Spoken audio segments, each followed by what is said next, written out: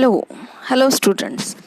हाँ बेटा, तो दो बैलों की आत्मकथा देखते समय हमने कल दोनों हीरा और मोती दोनों में गहरी दोस्ती होने तक हमने देख लिया था। हमने ये भी देख लिया था कि कभी कभी दोनों सींग भी मिला लिया करते थे।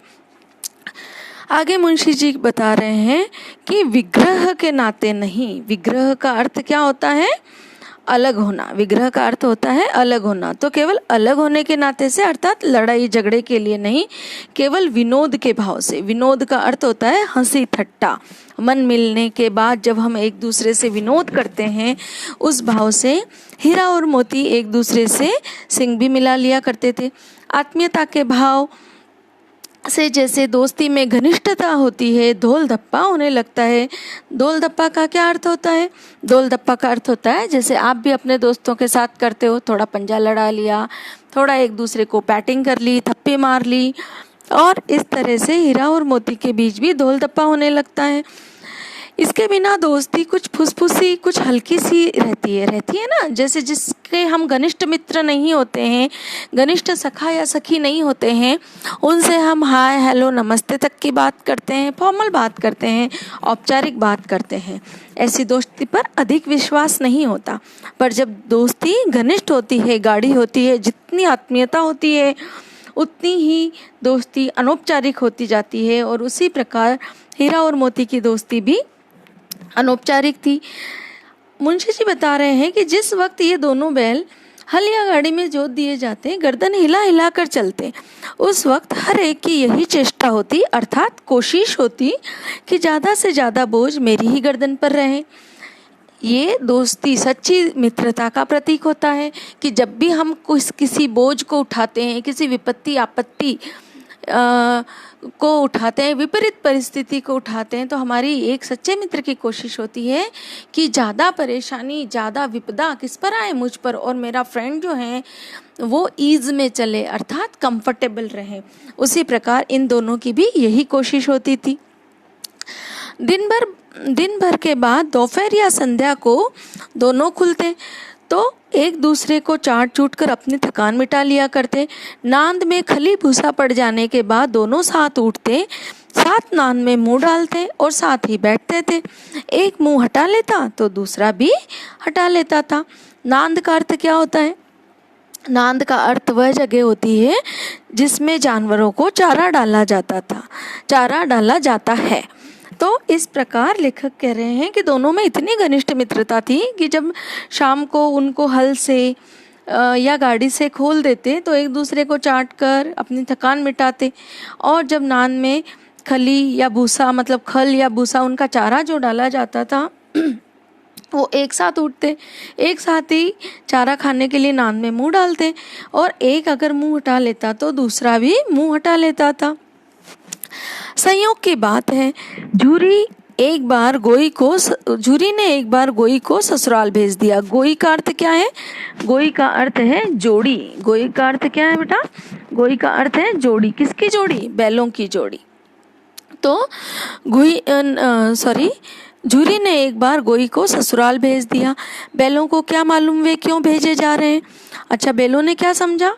बैलों ने समझा कि उनके मालिक अर्थात झूरी ने जो है वो उनको बेच दिया। अच्छा लगा या बुरा कौन जाने, पर झूरी के साले गया को, या एक नए कैरेक्टर का नाम आया है गया किसका नाम है? झूरी के साले का, जिसके साथ झूरी ने इन बैलों की गोई को, अर्थात बैलों की जोड़ी को अपने ससुराल भेजा था।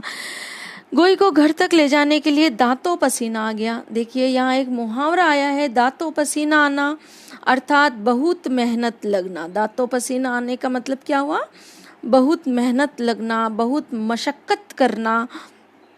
ठीक है, बहुत मेहनत करना।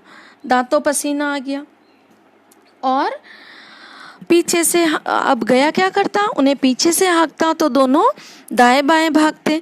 पगहिया पकड़कर, अब यहाँ पर एक नया शब्द आया है आपके, पगहिया। क्या नया शब्द आया है? पगहिया। पगहिया का अर्थ है रस्सी। कौन सी रस्सी?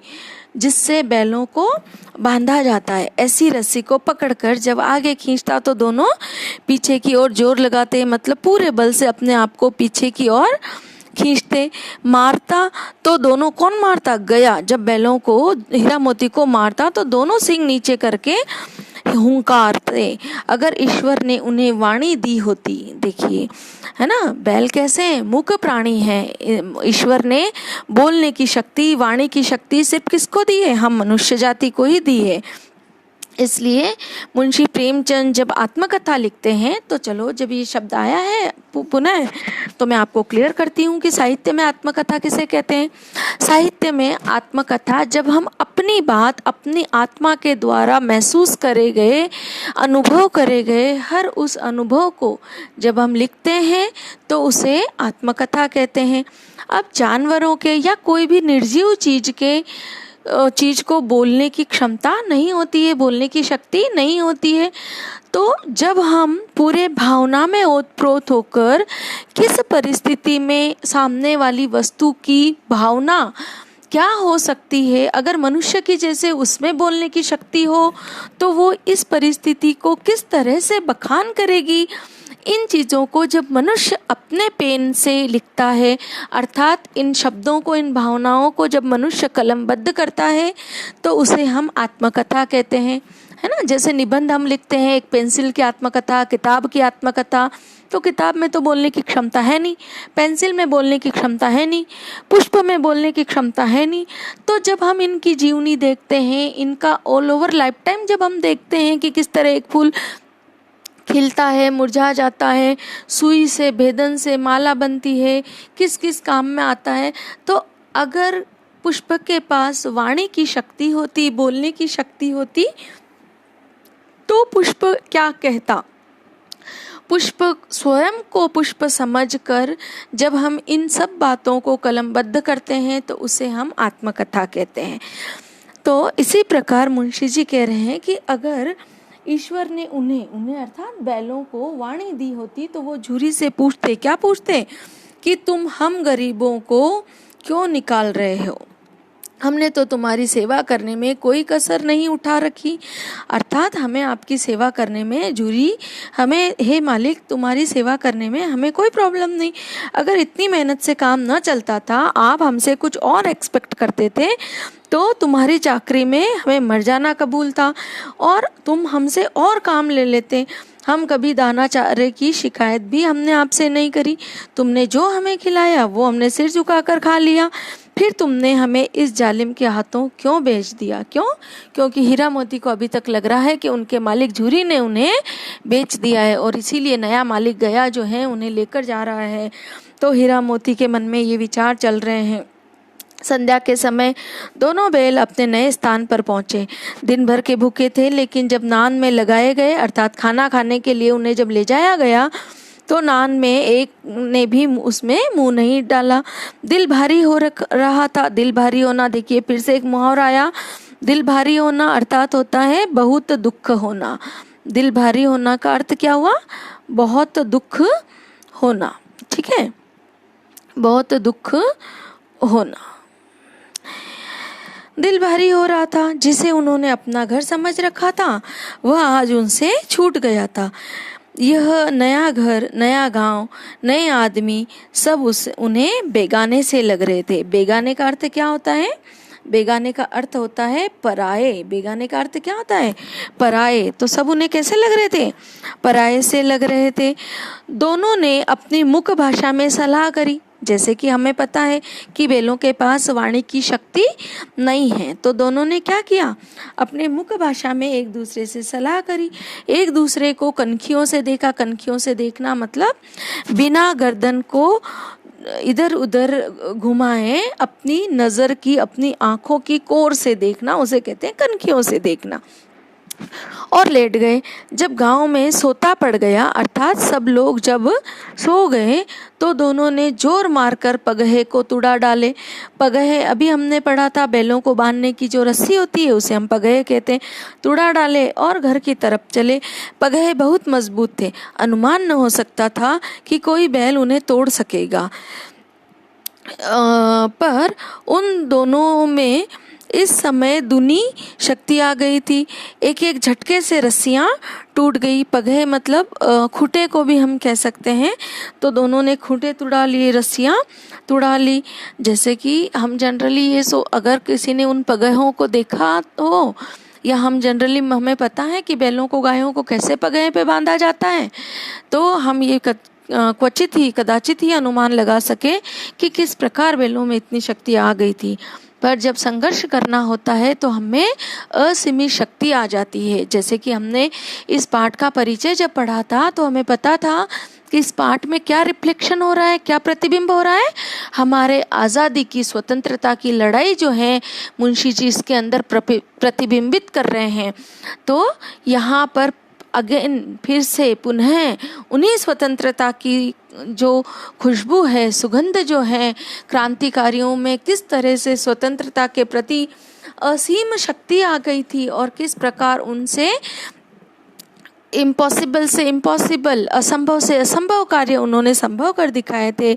इसकी हमें फिर एक झलक यहाँ दिखती है। झूरी प्रातःकाल सोकर उठा तो देखा कि दोनों बैल चरनी पर खड़े हैं।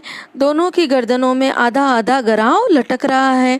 घुटने तक पांव कीचड़ में भरे हैं और दोनों की ही आंखों में विद्रोहमय स्नेह झलक रहा है। अब विद्रोहमय स्नेह क्यों? स्नेह का अर्थ होता है प्रेम। स्नेह का अर्थ क्या होता है? प्रेम। और विद्रोहमय मतलब एक तरह से शिकायत करने वाला।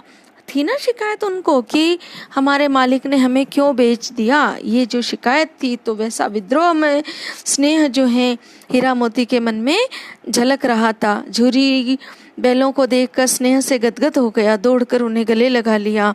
प्रेमालिंगन और चुंबन का वह दृश्य बड़ा ही मनोहर था। इसके अंदर क्या आ रही है? दीर्घ स्वर संधि।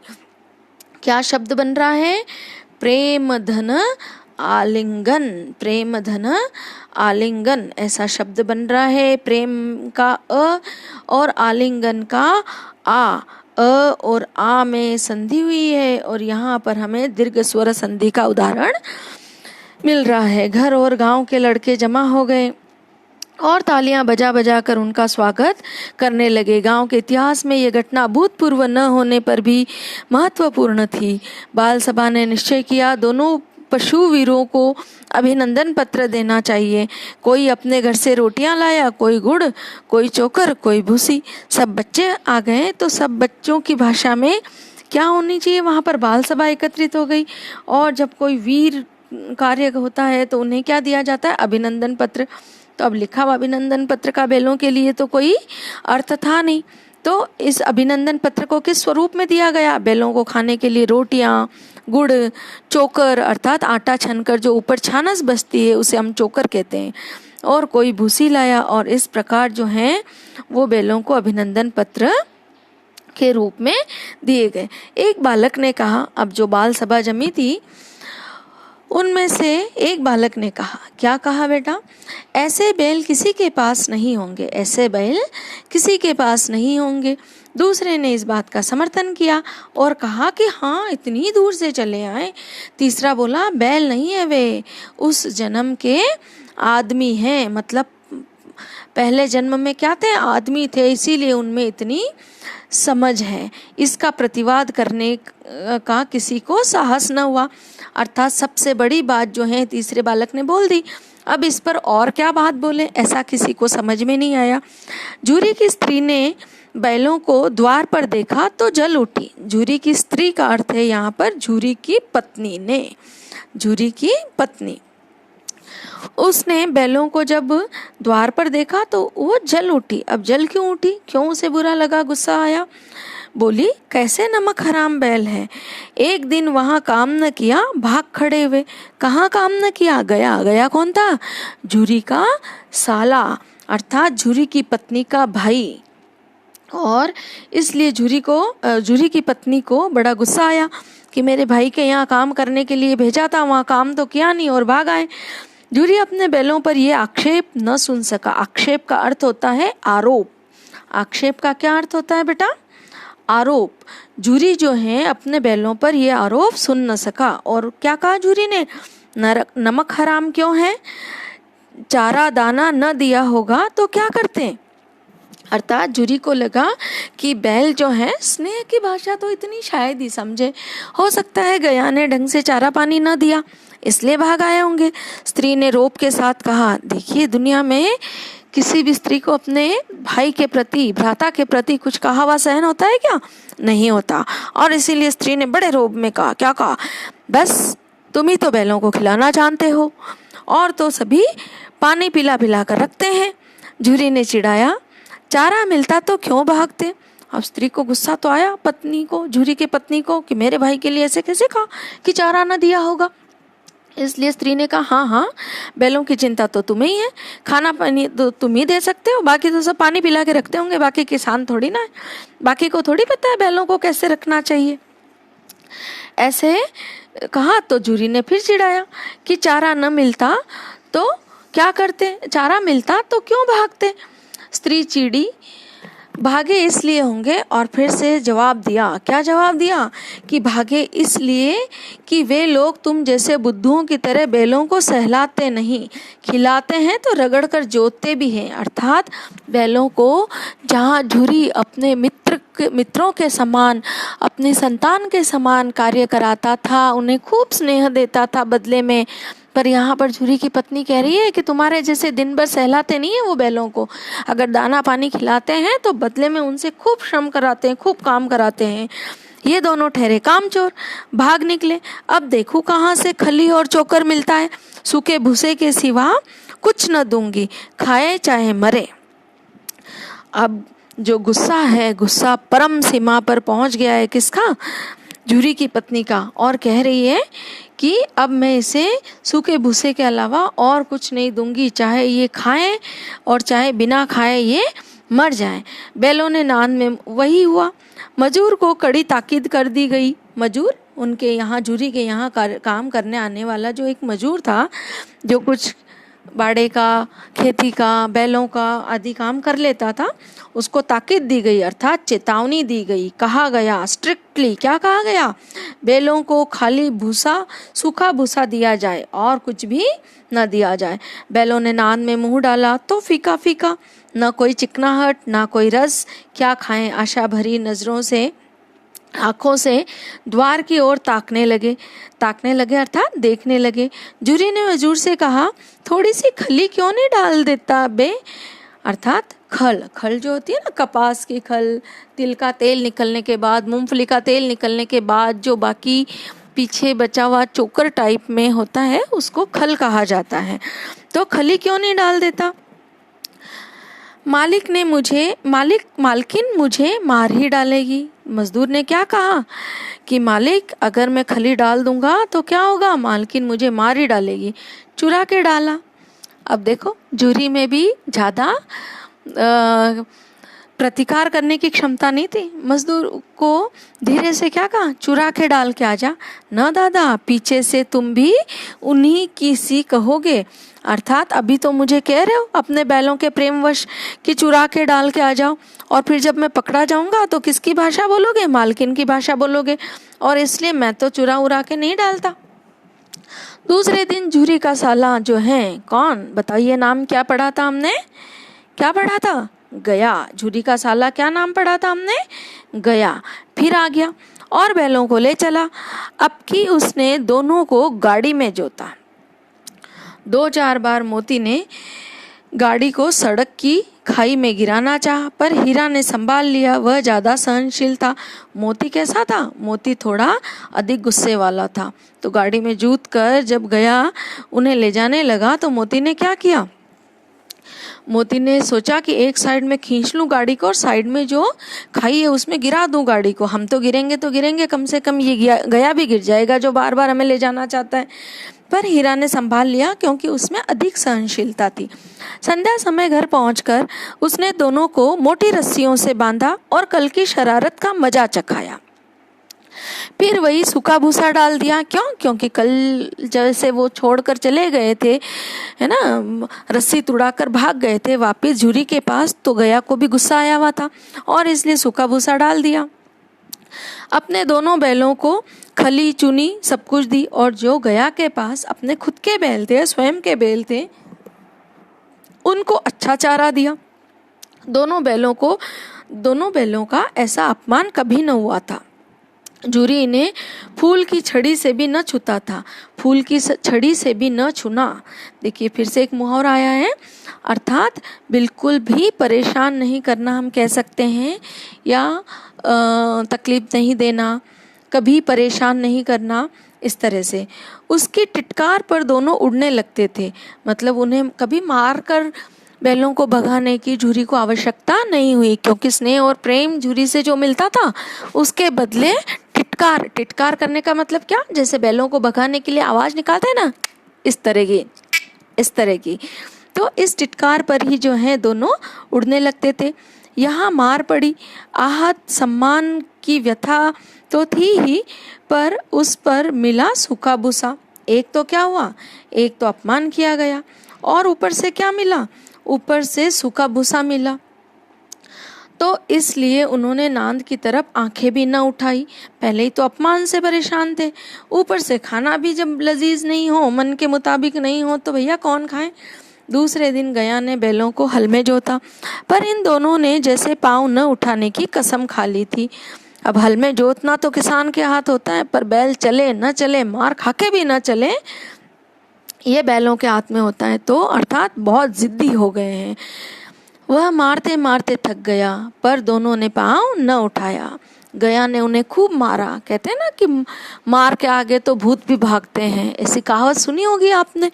तो खूब मारा, पर फिर भी दोनों टस से मस नहीं हुए। एक बार जब उस निर्दयी ने हीरा की नाक पर खूब डंडे जमाए तो मोती का गुस्सा काबू के बाहर हो गया। हल लेकर भागा, हल, रस्सी, जुआ, जोत सब टूट टाट कर बराबर हो गया। गले में बड़ी बड़ी रस्सियां न होती तो दोनों पकड़ाई में न आते।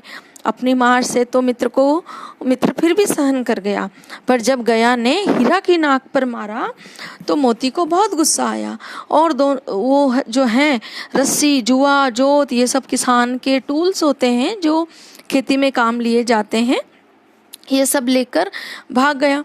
आगे मुंशी जी बताते हैं कि अगर इनके गले में बड़ी बड़ी रस्सियां नहीं होती तो आज दोनों पकड़ में ही नहीं आते। हीरा ने मूक भाषा में कहा, भागना व्यर्थ है। अब हीरा को कहीं ना कहीं लगा कि हम इससे भाग नहीं सकते। मोती ने उत्तर दिया, तुम्हारी तो इसने जान ही ले ली थी। क्यों? क्योंकि हीरा के नाक पर उसने खूब डंडे जमाए थे, इसलिए मोती ने भी ऐसा कहा मूक भाषा में।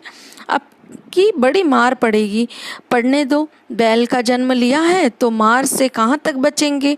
अर्थात नियति ने इनके क्या लिखा है, मार, काम करते जाओ, मार खाते जाओ, इस तरह से। क्योंकि जूरी के जैसे स्नेह देने वाले मालिक तो विरले ही मिलते हैं। पढ़ने दो, बैल का जन्म लिया है तो मार से कहाँ तक बचेंगे। किसने कहा ऐसा? ऐसा कहा है मोती ने कहा कि भाई तुम्हारी तो जान ले ली थी। तो हीरा ने कहा आपकी, आगे उस मोती ने फिर से कहा कि आपकी बड़ी मार पड़ेगी। तो हीरा ने कहा होगा भाई पढ़ने दो, कब तक मार से बचेंगे। गया 2 आदमियों के साथ दौड़ा आ रहा है, दोनों के हाथों में लाठियां हैं। मोती बोला, कहो तो दिखा दूं कुछ मजा, मैं भी लाठी लेकर आ रहा है। हीरा ने समझाया, नहीं भाई खड़े हो जाओ। अर्थात बैल जब अपनी जिद पर आते हैं तो सिंग आगे करके, देखा है ना बैलों की लड़ाई में, बैलों वाली जो कुश्ती में बुल फाइटिंग जिसे कहते हो, वो देखी होगी टीवी पर। तो दिखा दूं मजा, पर कौन कहता है? हीरा कहता है नहीं खड़े रहो, मुझे मारेगा तो मैं भी 1-2 को गिरा दूंगा। नहीं, हमारी जाति का यह धर्म नहीं है। हीरा समझाते हुए कह रहा है कि नहीं, हमारी जाति का ये धर्म नहीं है कि अगले को इस तरह से समझाना। मोती दिल में ऐंठ कर रह गया आ पहुंचा और दोनों को पकड़ कर ले चला। कुशल हुई कि उसने उस वक्त मारपीट न की, नहीं तो मोती भी पलट पड़ता। अब यहाँ पर क्या किया है उसने, बिना मारे ही उनको पकड़कर चल दिया है। उसके तेवर देखकर गया और उसके सहायक समझ गए कि इस वक्त टाल जाना ही मसलहत है। जिस तरह से उसने मोती को देखा होगा तो उसे समझ में आ गया कि अभी इन पर लकड़ी उठाना ठीक नहीं है। अभी क्या है कि इस वक्त तो जैसा है वैसा ही इनको ले चलो। अभी हम यही विराम देते हैं, नहीं तो थोड़ा ज़्यादा बड़ा हो जाएगा एक्सप्लेनेशन। अब गया जो है दोनों आदमियों के साथ कहाँ ले गया, क्या ले गया, ये सब हम अगले लेक्चर में देखेंगे। Thank you.